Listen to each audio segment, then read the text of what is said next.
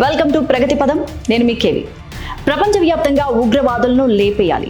పాకిస్తాన్కు దిమ్మ తిరిగేలా షాక్ ఇవ్వాలి. వీసాలు, విమానాలు బంద్ చేయడం కాదు, మళ్ళీ సర్జికల్ స్ట్రైక్స్ చేయాలి. సింధు జలాలు రద్దు మాత్రమే కాదు, పీఓకేపై అటాక్ చేసి తిరిగి స్వాధీనం చేసుకోవాలి. ఇలా భారతీయుల రక్తం మరిగిపోతోంది. కాశ్మీర్, పహల్గాం ఉగ్రదాడుల తర్వాత రివెంజ్ కోసం అంతా వెయిట్ చేస్తున్నారు. భూమి అంచుల వరకు వెంటాడుతాం, ట్రాక్ చేసి ఊహకు అందని రీతిలో శిక్షిస్తామంటూ ప్రధాని మోదీ సైతం మాస్ వార్నింగ్ ఇచ్చారు. ఇలాంటి సమయంలో పాకిస్తాన్ మన దేశాన్ని మరింత రెచ్చగొట్టేలా ప్రవర్తిస్తోంది. లండన్లో ఓ ఆర్మీ ఆఫీసర్ ఓవర్ యాక్షన్తో మరింత హై టెన్షన్ క్రియేట్ అయింది. పాక్ ఆర్మీ ఆఫీసర్ రెచ్చిపోయాడు. యూకేలోని పాక్ ఎంబసీ ముందు ఆందోళనకు దిగిన భారతీయులను రెచ్చగొట్టాడు. వింగ్ కమాండర్ అభినందన్ ఫోటోను చూపిస్తూ గొంతు కోస్తామంటూ సంకేతాలు ఇచ్చాడు.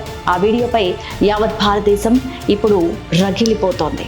పాక్ ఆర్మీకి చెందిన కల్నల్ తైమూర్ రెహత్ లండన్లోని పాక్ ఎంబసీ కార్యాలయంలో ఎయిర్ అడ్వైజర్ గా పనిచేస్తున్నాడు. పహల్గాం ఉగ్రదాడిని నిరసిస్తూ ఎంబసీ ముందు భారతీయులు శాంతియుతంగా నిరసన చేపట్టారు. పాక్ వ్యతిరేకంగా నినాదాలు చేశారు. దాంతో రెచ్చిపోయిన పాక్ ఆర్మీ ఆఫీసర్ బలుపు చూపించాడు.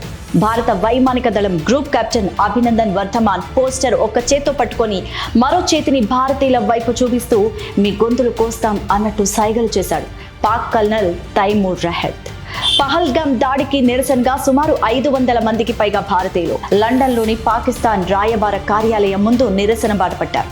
ప్లకార్డులు, భారత జెండాలు, బ్యానర్స్ పట్టుకొని ఉగ్రవాదానికి వ్యతిరేకంగా నినాదాలు చేశారు. ఉగ్రవాద గ్రూపులకు మద్దతు ఇస్తున్న పాకిస్తాన్ పై మండిపడుతూ విమర్శలు చేశారు.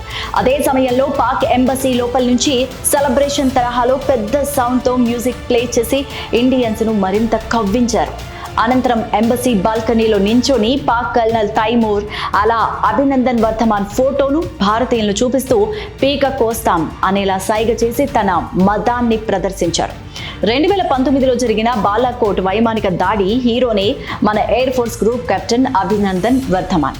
భారత భూభాగంలోకి చొచ్చుకొచ్చిన పాకిస్తాన్ యుద్ధ విమానాలు వెంబడిస్తూ వాటిని బెదరగొట్టాడు. అదే క్రమంలో నియంత్రణ రేఖ దాటి వెళ్లి మరీ పీఓకేలోని బాలాకోట్ సమీపంలో బాంబులు వేశాడు.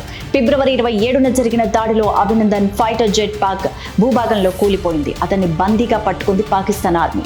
వెంటనే రంగంలోకి దిగిన భారత ప్రభుత్వం పాక్ పై అంతర్జాతీయ స్థాయిలో తీవ్ర ఒత్తిడి తెచ్చింది.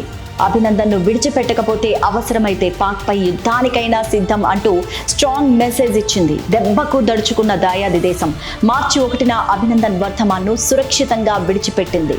ఇప్పుడు అదే అభినందన్ ఫోటోను చూపిస్తూ లండన్లోని పాకిస్తాన్ ఎంబసీ అధికారులు పీక కోస్తామంటూ శాడిజాన్ని చూపించారు.